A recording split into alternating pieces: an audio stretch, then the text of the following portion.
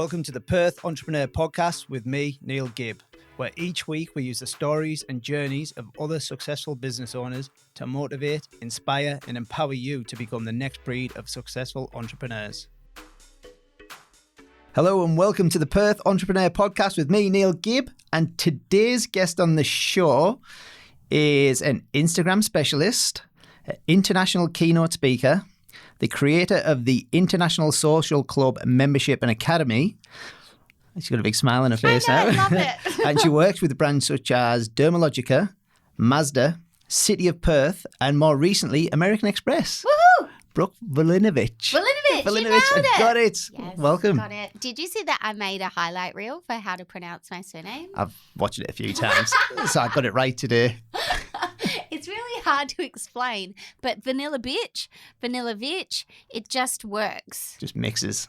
Yeah. It goes well. Yeah. And there's also one other thing I forgot to mention. Oh, what? You love donuts. I'm a donut enthusiast. Yeah. Where's your favourite donut shop? Chew Bakery and Mary Street Bakery and Topped Up, they all provide something different. So depending what you want, they're the top three. I'm getting hungry as well already. Yeah. I went to Chew Bakery this morning and I didn't eat any donuts, but I looked at them and I was like, it's a Thursday. I try and be healthy during the week. Yeah, me too. So since we met, since you ridiculed me as a certified Ballers Lab, I've been looking forward to doing this podcast because I've got great energy, you're a great person. I'm a great person? Yeah. Oh, you're so nice. I always follow your videos now because you showed me how to use Instagram videos. Yeah, it was good. Yeah. It was good. So tell us about the social club. So the social club is my baby, but accidental. So it's like an accidental pregnancy that I kept. What is wrong with me? Why do I always say shit like this? I'm so inappropriate. So the social club was developed as a way to give people bite-sized lessons to market their business on Instagram and motivation and accountability to always sort of have something to do, because I find that's what most people struggle with. It's sort of like fitness. Like they'll get really motivated and they'll create a strategy and then they'll kind of drop off. So keeps them motivated. So you're like a personal trainer for Instagram. Yeah, sort of. Yeah, but nice. like I'm not a fitness person, so that's the worst comparison ever. Yeah. I mean, I work out every day, but I'm not a fitness person. So, but yes, but not personal because there's a group. So then there's the community that comes with it as well. Okay. Yeah. And can you do groups on Instagram? Like group chats? Yeah, like you can on Facebook. Oh, can you? There you go. There's another tip. It's not the same as Facebook. Is it not? Nah. So the social club exists in a private Facebook group, even though I teach people Instagram. Right. Yeah. Oh, controversial. I know. But it's owned by Facebook. Yes. Yeah, people. right. Yes. So how did you become an Instagram specialist? Oh, goodness. So I started a business. I had no money, as most people who start businesses find themselves in that position. Then that was a service-based business. Then I started another business, also had very low marketing budget. So really just saw social media as a way to be able to reach an audience and let the world know you exist for free. And I just became obsessed with it. I just thought it was like I have a marketing background, advertising background. So I just thought this was like the coolest thing ever, that all day, every day, for free, you could reach customers because you could never do that before. True. Tell us about your marketing background. I dropped out of uni. So you didn't finish it? Nah. Right. It was so boring. Was it? Yeah. I studied marketing and PR and I literally remember nothing. So I dropped out. Yeah. And did you work? Did you like fall into any work after that, or was it just straight into Instagram? No. So I've always worked in like admin or a role that involved marketing and advertising. Mm-hmm. So I was aware of it. Like I was aware of the costs and things that came with it. Yeah. I was using social media in previous jobs, but it wasn't like something that I sort of created a strategy for. It just sort of happened as social media got invented and I started using it for the business. Yeah. And then, I I just became obsessed with Instagram more so than Facebook. When I first started, it was both. But I guess I became more obsessed with it than anybody else who was using it, and no one was teaching it. Right. So it was at a time when other people, I guess, that were obsessed with it started offering social media management. I didn't want to manage other people's. I wanted just to teach people how to do it themselves, and no one was doing that. So that was like almost 5 years ago now, and I started just doing little workshops from my apartment, and they grew. And then I started getting inquiries from bigger brands. And then I started getting asked to write strategies. Like then people, had money but not the time to come to a workshop. So I started writing strategies. Then I started doing consulting. Then I started getting, ultimately people were actually getting results doing it themselves. Yeah. So that's what grew the business. And it's all organic as well. There's no, so is it paid advertising for Instagram? There is, but I don't teach that. Right. So yours is all organic. This might sound like an absolute newbie question, but is it all hashtags and all that type of stuff that you teach it people? Is all hashtags. Yeah, right, cool. Stuff. Yes, look, there you go. I'm actually down stories. with the kids. So, yeah, I specifically teach organic. And yeah, the social club was created because obviously I'm in Perth. Yep. And using social media, people not in Perth wanted to work with me. So I had to create something online. So that was like 2.5 years ago. I created the social club, which is the online training.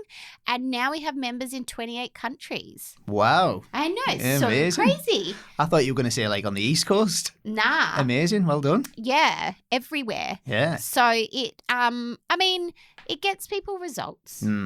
So people are like, how did everything grow? Or how does it grow so fast? I think ultimately, if you can give people results, if what you say is going to happen happens, then your business will grow no matter what you do, right? Because that's what people buy. They buy a result.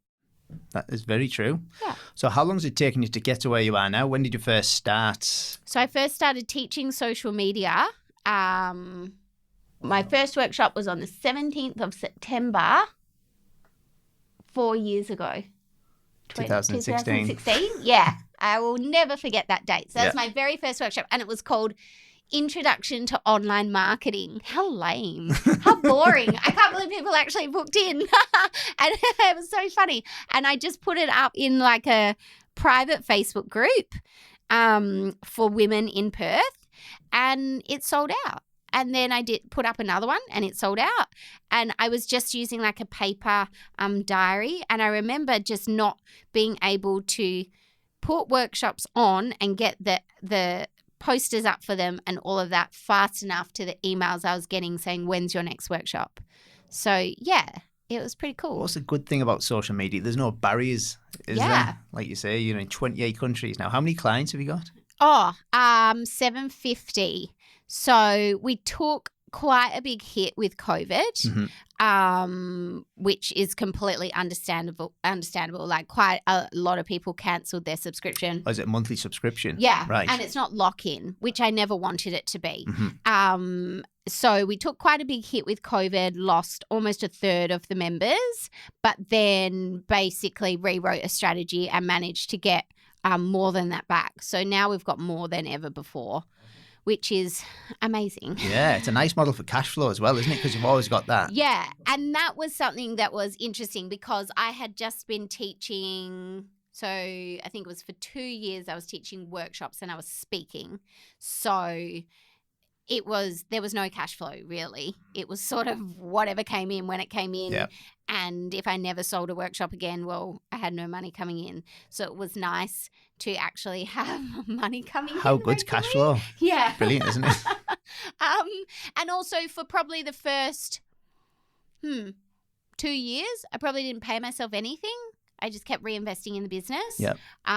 Because I started my business sort of, again, a bit more accidentally.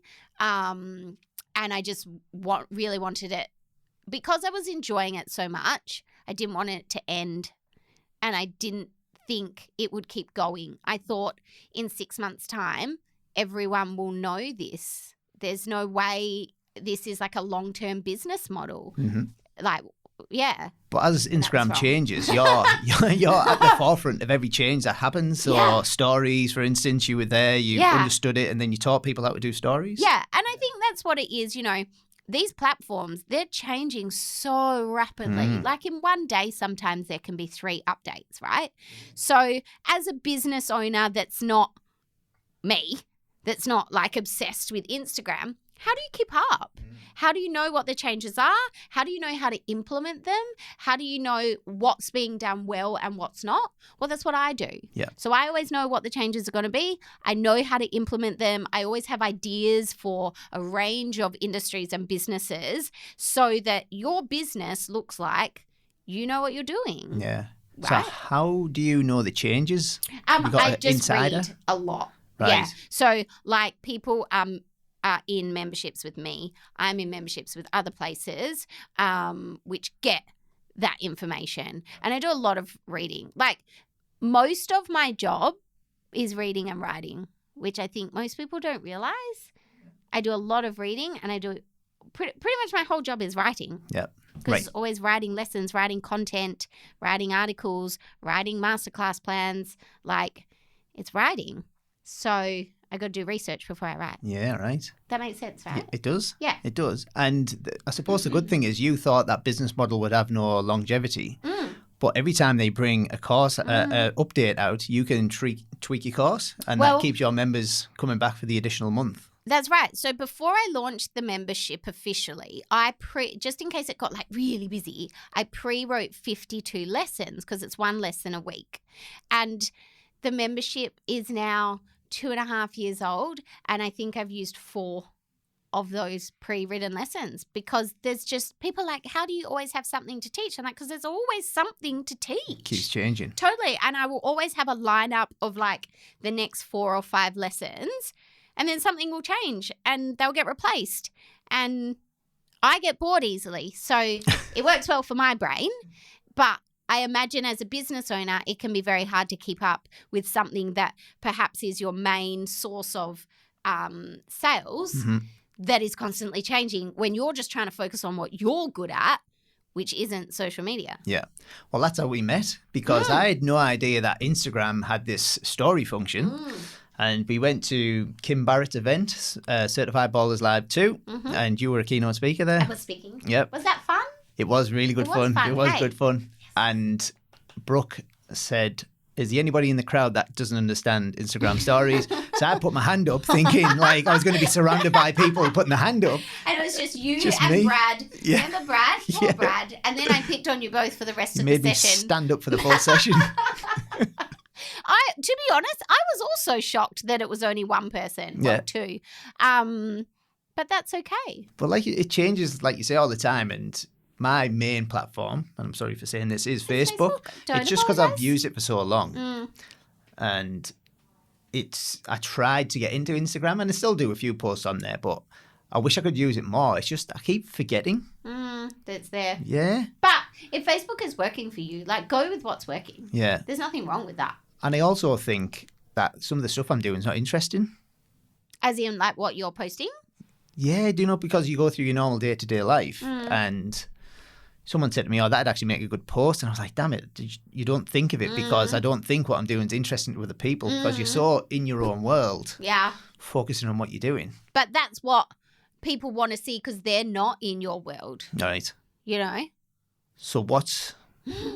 and I know the answer to this. So what kind of things can we do stories to?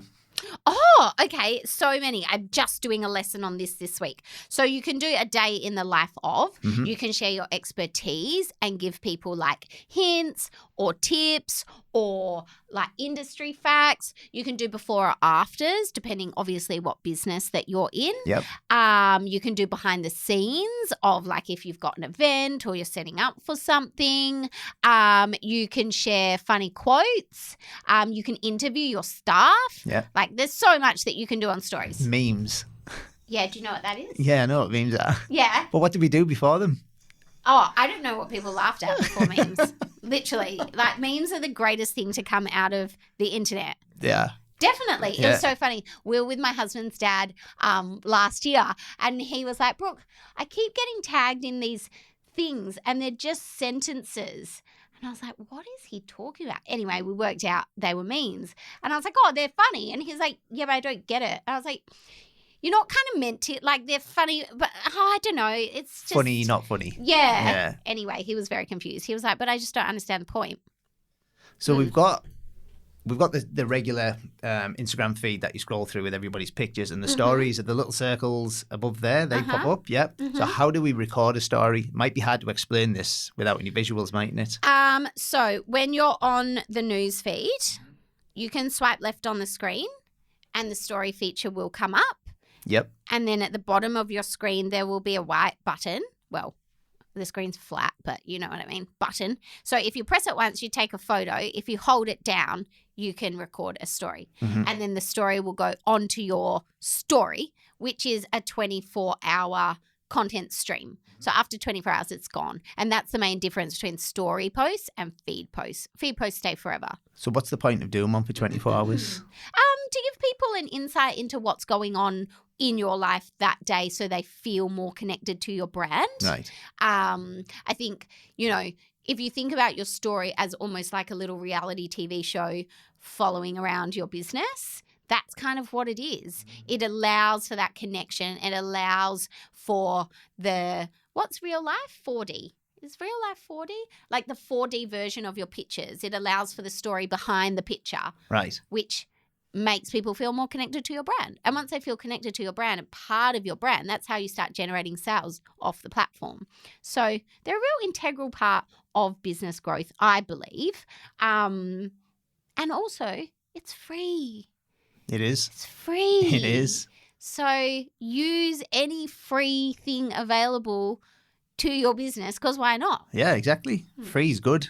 Free is great. It means you can do as much as you want. Yes. Yeah. Yes. So what are the funky tools apart from the regular feed and the stories? What else has Instagram got? Has it got any other little hidden Yes, so things? Instagram has just done something quite cool. So it used to have Instagram Live. Well, it still does have Instagram Live.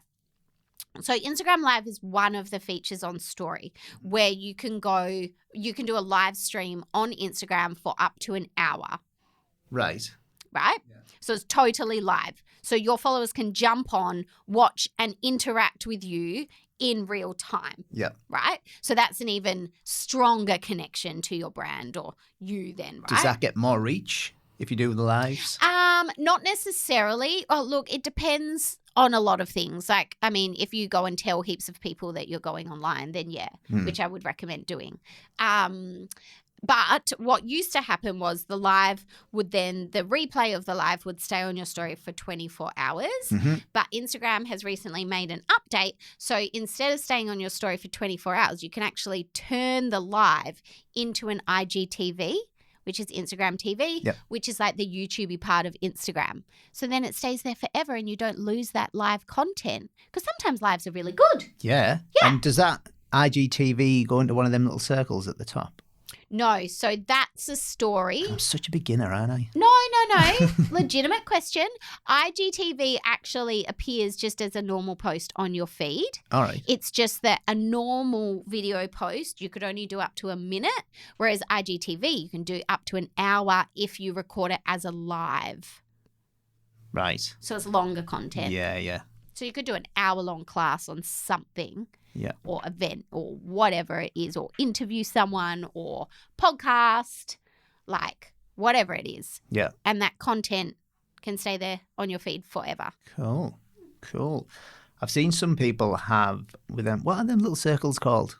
Across just the top? Stories. So stories. You can actually categorize them into different, say for instance, we do property development, we can do one for each development. Oh, you mean highlights? Highlights. On your actual profile.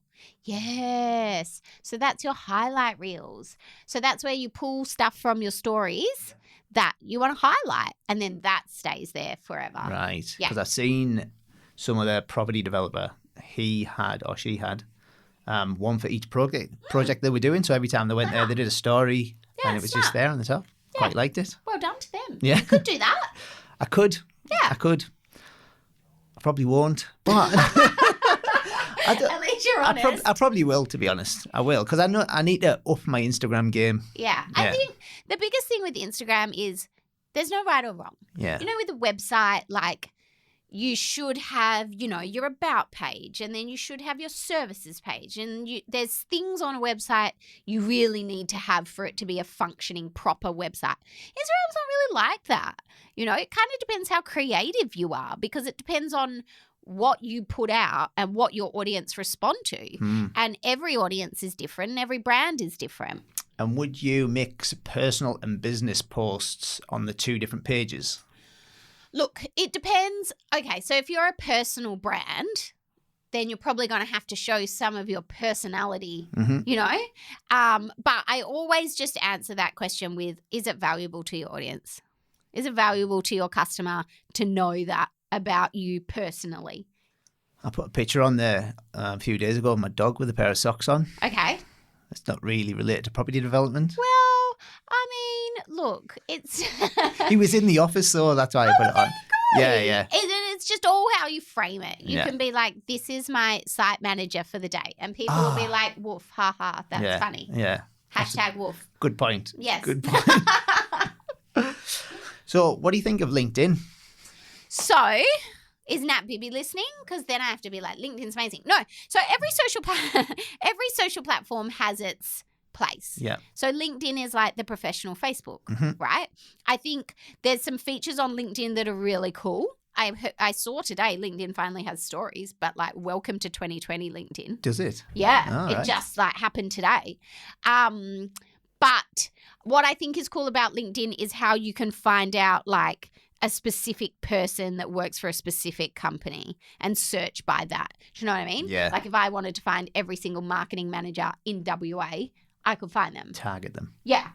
Which you can't do that on the other platforms. So that's quite cool. It just depends on what you want out of the platform, you know? Because you did the tour with Nat. Did the tour with Nat. LinkedIn versus Instagram. And I learned a lot about LinkedIn. And that was Australia-wide? Yes. Yeah, cool. That was pretty cool. And we were meant to be doing an international one this year, but then COVID. Really? Yeah. Where were you meant to go? Well, we were going to go into Asia. Wow. Yeah, That's but then cool. COVID. So we did the podcast instead, and we'll get there. What's the podcast called? LinkedIn versus Instagram, the podcast. Oh, I thought it was called The Bestest. The greatest podcast in the history of the world ever, but that was too long.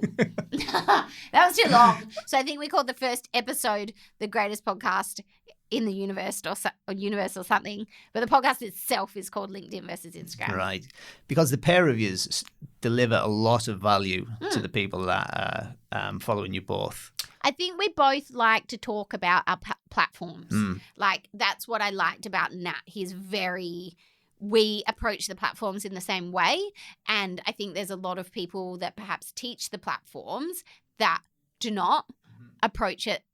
And it is a way to show that, like, it doesn't matter what platform you're on, the fundamentals of how you should use it are the same. Yes. You know, so that was our sort of messaging. Like, it is LinkedIn versus Instagram, but really you can just tweak your content and share it across multiple platforms, you know? And that tour that you did, there was no call to action at the end of it, was there? You weren't selling anything. You just literally toured to talk about Instagram and LinkedIn and delivered value. Wow. And it was awesome. We met so many people and it was so cool. And look, I'm not going to lie. We ultimately ended up making money. Yeah. But that's our point as well. Like, if you can just deliver value and not push shit on people, if you deliver value, that's how people know that you know what you're talking about. And if you deliver enough value, people will ultimately approach you to work with you, you know? And I asked Nat the same question, but where is the line between value that is free and value that you charge for? Because there's only a certain amount of value you can give. And like, you're constantly giving it out. It depends who you ask. Fuck. People always want shit for free. Where is the line? Well, the line's very fluid. Tends to move a lot, tends to be pushed at a lot. Look, I think it depends on the person. You know, I've still got to make money to pay my bills. Yep. So I will choose to give you what I give you for free, and maybe a bit more fluid on that if you were to ask me some questions and I have the time.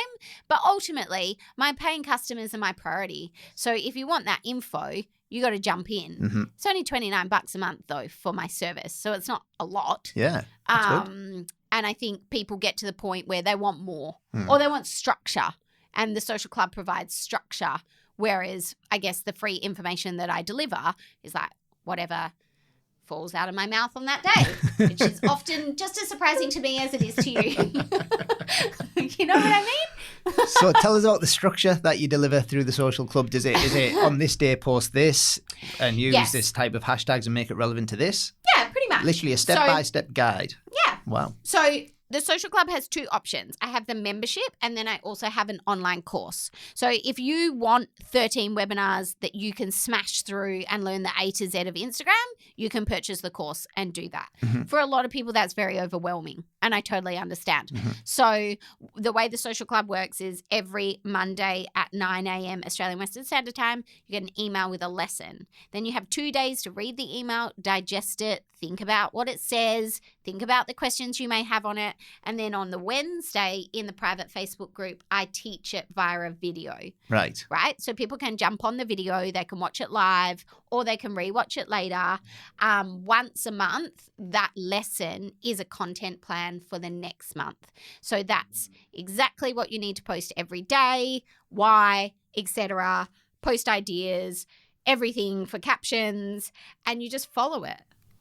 Have you got any good case studies? What sort of, have you got someone that started with like minimal followers and their followers have just blown up? And they're getting so heaps? many. Yeah. Yeah, so many. The Social Club Community Instagram account, which is at Social Club Community, is where we share all of the feedback and results from the members. Right. So if anyone wants to have a look, go on there. Anyone can get in that one. Yeah, it's just a public account. Yeah. So we're really big about celebrating the community and celebrating their wins. I think because my whole business, I just celebrate everything because I'm so stoked to be doing something I love. Yeah. And I think I value that. So I also value my clients experiencing that as well. So yeah, the thing is, someone may have 150,000 followers. Their goals are going to be very different to someone who just started.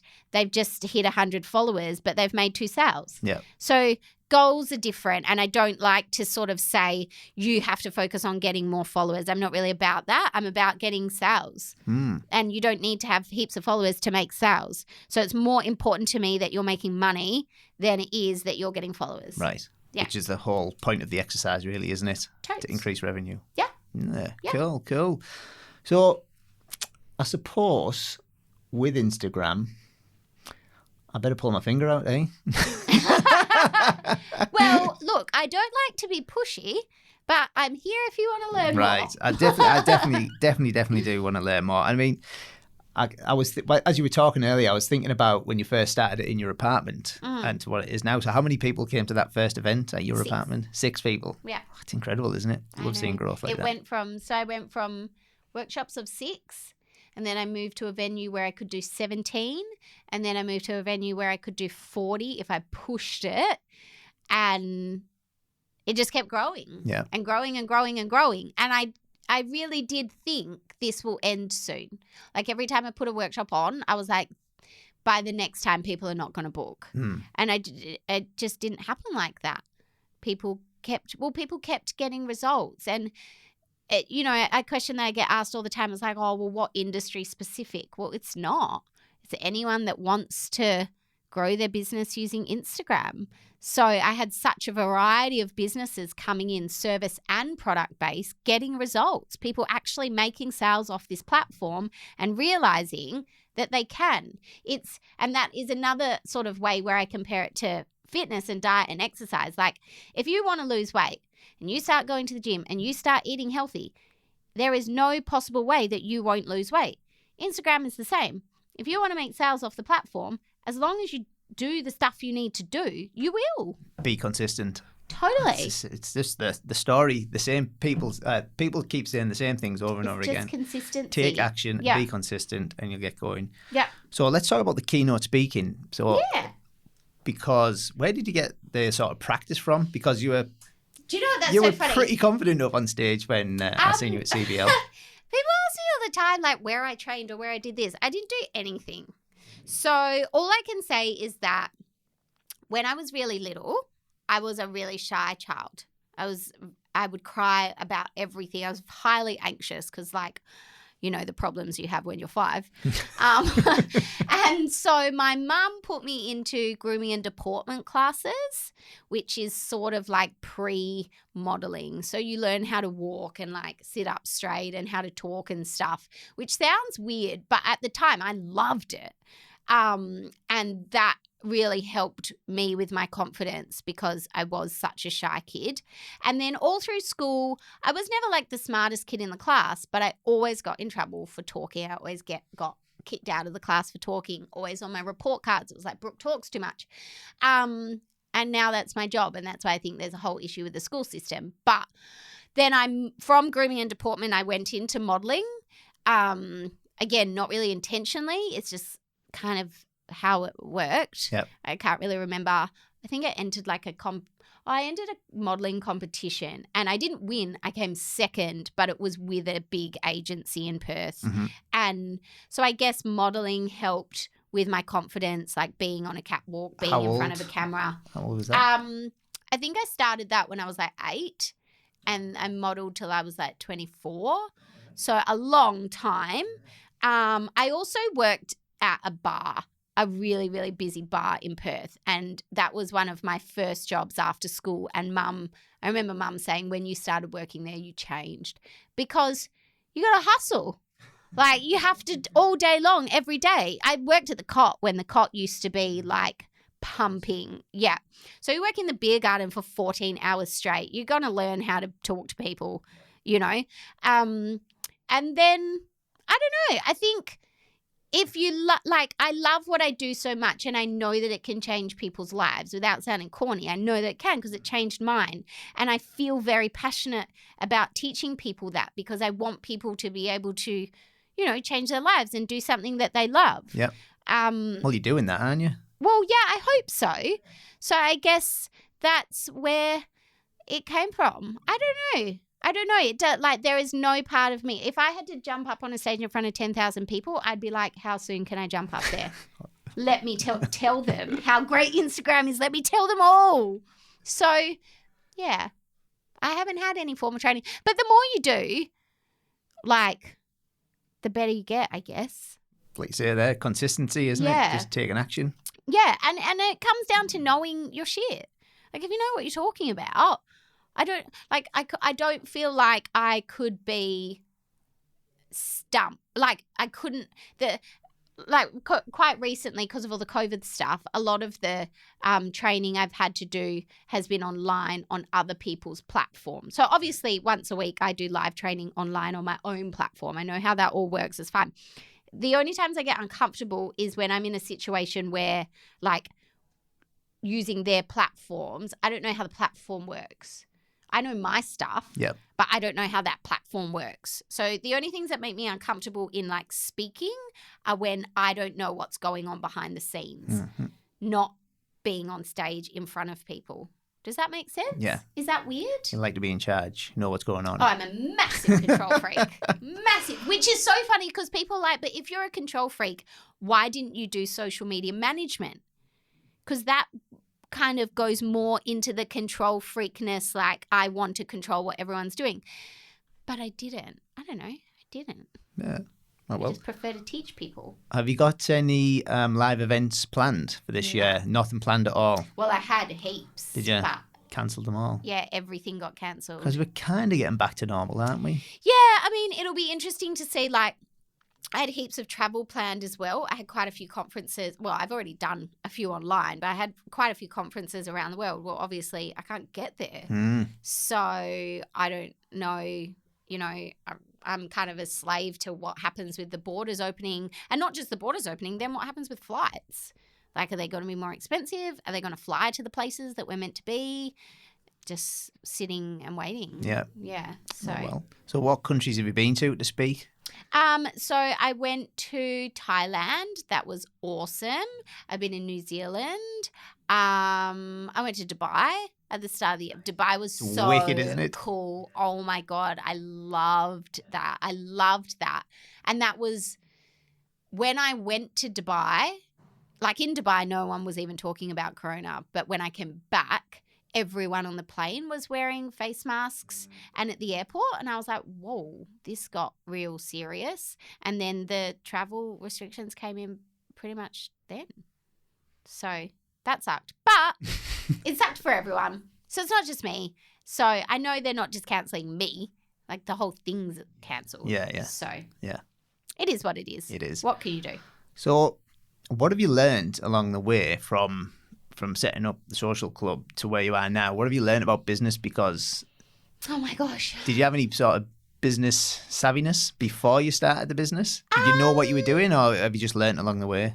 Well, this is the thing. So I started working in small business since I was like 14, and every job I've had has been in small business. Other people's small business. Yeah, other people's. Yeah. So I guess you pick up things, you know, I know how to do like a profit and loss sheet, like stuff that you had to do to manage different parts, like different businesses. Mm-hmm. I guess you learn without realizing that might be important Right. when you start your business. And then like I worked at an architect's, and the head of admin at the architects, her name was Di, and gosh, she taught me so much, like just about customer service and how to speak to people, and then a lot about admin and how to organize your like computers and things like that. She was a gun at that. She's like the best person I've ever met. And there's so many times that things come up that I'll do something or say something or respond in a certain way, and it's because of what she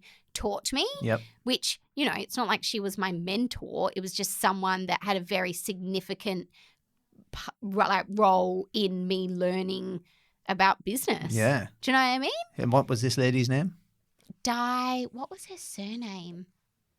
I don't remember. I don't remember. Nah, I don't remember what her surname was. But yeah, she was just so good with people and so good at organizing things and everything. And yeah, she had definitely a fundamental effect on me learning about business. And then, I mean, I started, when I went to Dubai, I met a business coach who I've started working with. And the first thing I said to him was, I'm really shit at business. But then we went through a few things, and there was stuff that I was saying and talking about. And he was like, you're actually not shit at business. I just think because I don't have a piece of paper that's like come from a uni saying you're good at business. You're good at business. I don't feel like I am, but I guess I've learned some things along the way. Yeah. Well, we don't get taught how to run a business at school, do we? We don't get taught how to step outside of the tax system. No, and you only learn about tax the hard way most of the time. Yeah, you certainly do. Yeah, having a hefty tax bill. When you pay too much and realise you could have paid less, that's when you learn. Or when you spend it and realise that you owe it out. Or when your bookkeeper calls you going, what is this? What do you spend money on? You just got to do it and then fuck it up and realise you did it wrong and not do it again that way. I think that's what they call experience. Yeah, and then 5 years has gone past and you're like, whoa, I have a company and this is how it works now. Do you ever look back and think, how did that happen? Every second of every day. Every second of every day, I look back and think, how did that happen? Like, yeah, it's weird. So what tips would you give somebody that was looking to start not only using social media to like grow the business, but potentially moving into business that was social media orientated?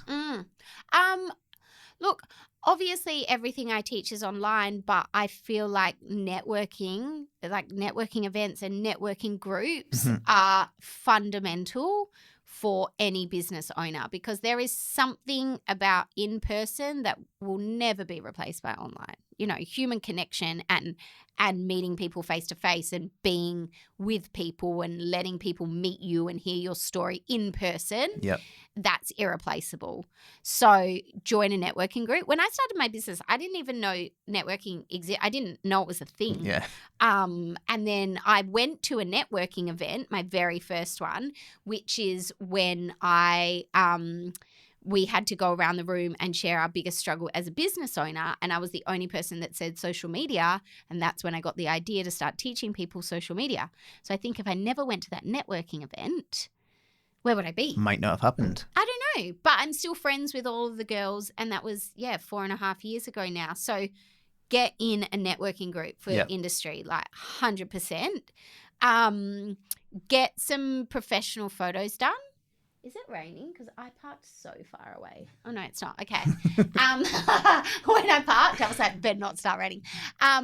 Get some like professional images done. Yeah. I think that's a big step. I know sometimes it can be expensive, but you can find people who there's ways you can get around it. Because you would never start a website with shitty low quality imagery. So don't expect to start a social media account with shitty low quality industry and make sales tomorrow. Yeah. So treat a professional from day one. Treat a professional from day one. And what's step number 3? Have some sort of like idea of your sales funnel, in that if you're a product business, you want to set up Instagram shopping, which is like a feature on Instagram. Really? I know, but it's only available for product businesses. Right. If you're a service business, you don't have that option.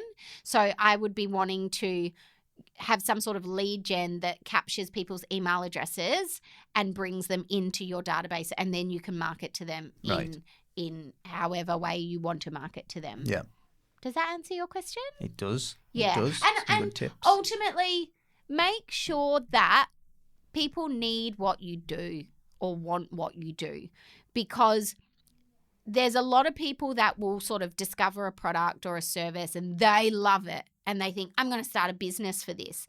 That there's no demand and supply in that. That's just a hobby. That's just something that you love, and then you'll wonder why you're not making sales and nothing will make sense, and you'll struggle and you'll probably waste a fuck ton of money in the process.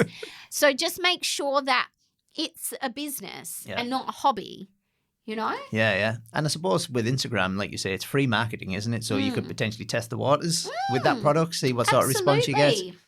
The best thing about social media is you don't need to have a product to grow an audience.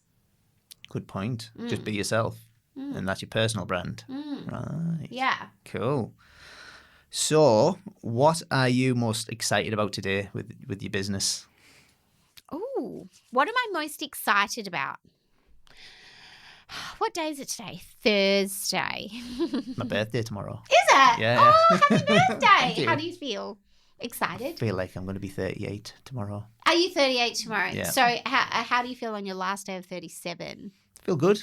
It's an uneven number. 8's a great number. It's going to be a good year for you. I hope so. Yeah, it will. It's a lucky number. I believe 8 is a good number. What am I most excited about? I get asked this question a lot, but I literally am excited about giving, like, if I can talk as much as possible and give people as much advice about Instagram as possible, there will be that next person who I have said something that's the missing piece of the puzzle for it to all start working. And then their Instagram starts working, they start making sales, and they start the process of what I started the process of 5 years ago. Yep. That excites me every single day, because I get DMs every day from someone that's like, oh my God, Brooke, I just watched this webinar or listened to this podcast or read this post and it just clicked. And that's what I love. So you get excited about other people's success, seeing other people break through. Yeah, nice. Because I know it can be done. Yeah. You know? And I know it doesn't cost anything to do it. Yeah. So that's what I believe is very exciting. And what about people that are kind of introverts and they don't like putting themselves out there? Because I used to be like that. I didn't like you? Yeah, it took a lot of courage to do my first post, and then started getting a bit of response back from it. So I did another one, and now, you know, we don't get heaps of traction, but the comments and the reaction that we get from them are positive, which is good. Look, I think that's a really good point, in that business is scary. That's why not everyone does it. You got to take that first leap. And then when you start getting the feedback from people who enjoy the content, that's what ultimately helps build your confidence to do more, because you realize you're helping people, or you realize you're making a difference, or that someone cares about what you've got to say. Mm-hmm. So confidence is something that comes over time, but you've got to take that first leap, and that's business. Mm-hmm. Sure is. How do you deal with critics and trolls and haters? So there's a lot. Is there really? Yeah. Because do you think everyone's just brave behind the keyboard? Yeah. Keyboard warriors. Oh, 100%. Yeah. It's the very sad part about social media that people think it's okay to be as nasty as they can be. My personal business social media, I don't get that much, like maybe like one trolley thing a week, but with the Channel 9 clips that get shared on social media, I get a lot on that. Really? Why? Because it's people who don't know me. So I guess when they don't know you, they feel like they can be nastier to you. So these are people that are just watching the news. People just watching the news that when they attack you like physically, like the way that you look or the way that you sound, sometimes that can be hurtful, but you just have to be like, you don't even know who I am. And I just think it's so shit that, you know, when you, like the first couple of times I did it, I was really, really excited. And then I jumped, you know, onto the comments because I felt like I'd done something, you know, really cool in my career that I worked really hard for. And then you're just being ripped down by people you don't even know. And it makes you be like, well, hang on, this is something that I've worked really hard for, that I'm really excited about. And all these people are being nasty. And I guess you can go one or two ways. You can just go, well, I won't do it anymore then. Or you can be like, well, fuck you. You don't know me. You don't know anything about me. So I don't really care what your opinion is. Toodaloo. Yeah. Have you ever seen The Man in the Arena by Brené Brown? No. It's that exact thing. Is it a book? No, it's a caption on, I think she does a TED Talk on it. Oh, yeah. Okay, So she did this thing about vulnerability previously, and that sort of blew up. And then she did one about The Man in the Arena, where she talks about the people in the crowd who hurl abuse and try and criticize and stuff like that, but they don't understand what it's like to be in the arena, covered in blood and sweat and fighting your way through it all. Totally. Yeah, you should watch it. It's good. I will. Yeah. I will watch it. Yeah, it's an unfortunate part of just a shitty part of the job. And every job has their shitty parts. But no job's perfect, is it? That's right. Yeah. Every job has, stuff that they don't like. And there's also that saying, like, you can be the ripest, juiciest peach in the world, and there'll always be somebody that hates peaches. So I've never heard that one before. Oh, really? Oh, I've heard it a lot. Yeah. It just, you know, it is what it is. I mean, not everyone in the world has to like me. As long as my social club community like me, then they're my people. And the other people, well, I'm sure when they start a business and realize how great Instagram is, and then they're like, oh, who's that girl I called Voldemort in makeup? That was like the nastiest Voldemort thing in makeup. someone said, amongst other things. Then they'll be like, oh, maybe I'll actually go look into what it is that she does. And then you'd be like, oh, she's actually... Yeah. But that's life. Right. What can you do? That is life. So talking about life, tell us about a day in the life for Brooke. What's A it day look in like? the life. So every day for me is really different. Right. Other No set than- routine. The start of the day. Right. So because every day is so different, I'm very strict with my start of the day. So I get up every day at the same time. I go to the gym at the same time. I do my workout at the same time. I come home at the same time. I do my Instagram DMs at the same time. I eat breakfast at the same time, shower, sit down at my computer, do an hour of emails. Mm-hmm. Then every day is different. And then it's 7 p.m. and then I watch Home and Away. So what time? Home and Away, is that Yeah. still on TV? Yeah, I love it. And that's how every day ends. So what time does I think you said the email was the last thing. What time does that finish? 10. 10 o'clock. So Yeah. from what time do you wake up? Oh, it depends. Between 5 and 6. 5 and 6. So Yeah. from 6 till 10, you've got that set routine. Mhm. And then from 10 onwards, you can be anywhere doing anything. Mm-hmm. Because you've worked with the likes of American Express recently, Yeah. City of Perth, Mazda. So, Yeah. I mean, well done. That's amazing. The only consistent to my week is 9:30 every Wednesday is the social club webinar. Right. So that's my non-negotiable. Yeah. So anyone that wants to do anything with me, it can't happen then. The rest of my week is available for whatever. Yeah. But that's where it's every week is different because there's different stuff on. Well, I mean, during COVID, every week was the same because there was nothing to do Like every Groundhog Day, wasn't it? Yeah. But before that, it was all really quite crazy, and it's actually starting to get back that way. But that's the way that I like it. I like to be busy. I don't like sitting around doing nothing. Yeah. And then I do a lot of reading as well, which I need to do every day, which I like to do every day. Mm-hmm.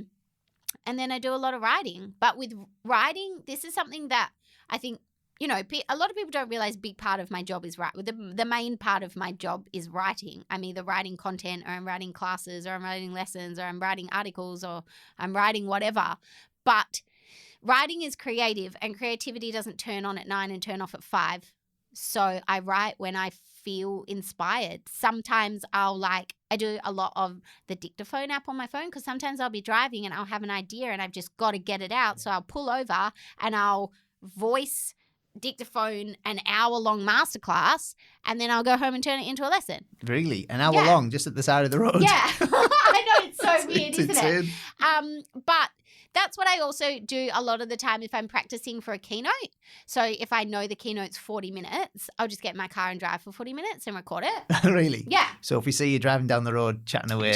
That's what it is. Practicing. I think it's good because you're distracted by driving. So you're not, like, when you're speaking, you can't, this is going to sound weird, you can't just be focused on the words, because there's so much more that's going on to keep an audience engaged as well. Like, a lot of keynotes are an hour. It's a long time to keep 500 people engaged. And to remember the content for an hour. Totally, what you're talking about. So the more that you can just get used to talking about a topic, I think it's, while there's other stuff going on, I mean, that's what works for me. Maybe it doesn't work. That's, any public speaking trainer is probably like, that is the worst advice I've ever heard. But that works for me, you know? Yeah. Well, what works for you works for you. Yeah.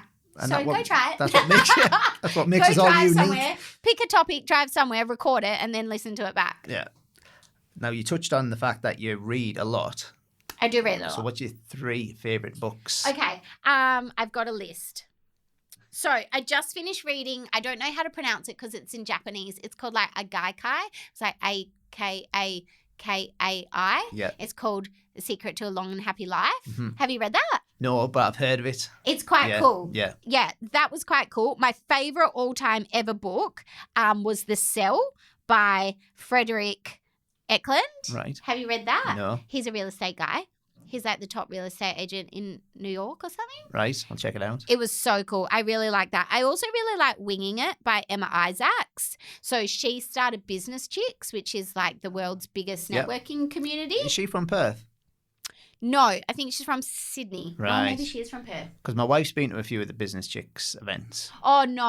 I'm pretty sure she's from Sydney because now she lives in America. All right. Yeah, that was really, I'm very, like, when I say I'm not businessy, I don't speak businessy, I don't understand, no, it's not that I don't understand the terms, it's just not how I talk. So I don't like books that are written like that because it's too much for me. I need books that are written the way people speak, and these books are written like that. Mm-hmm. Tools of Titans by Tim Ferriss, I love, and that is so good for anyone that can literally just like pick it up, read a little bit, put it down.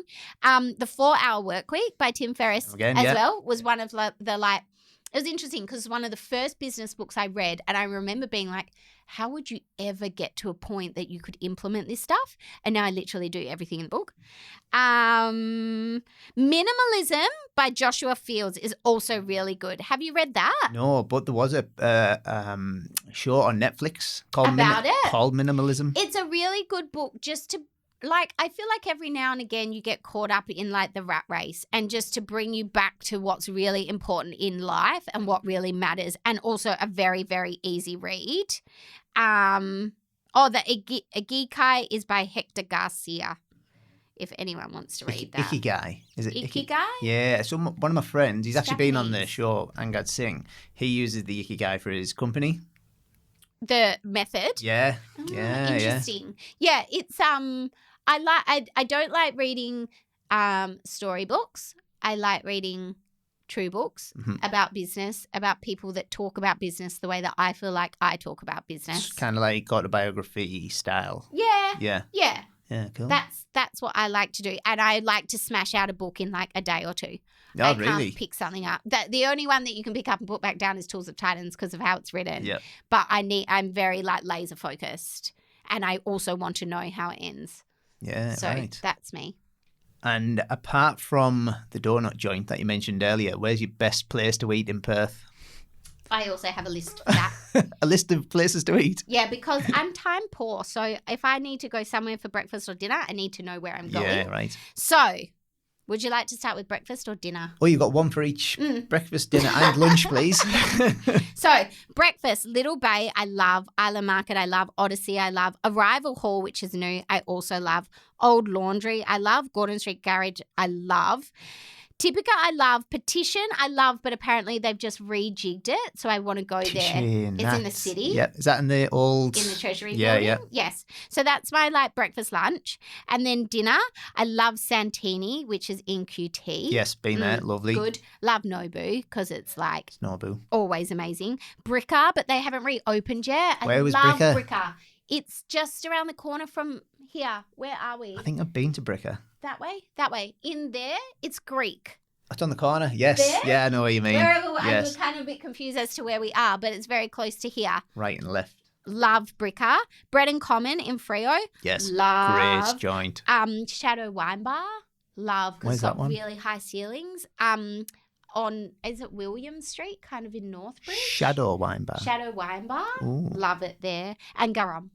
Yes. In the... The shaved meats. Where's Garum again? It's at In that... the West End. Yes. That's where the mother-in-law is at the minute. She's... Is she in quarantine? Yes. Oh, in the God. West End. But at least you're in the West End. Yeah, it's all right, isn't it? Yes, definitely. Yeah.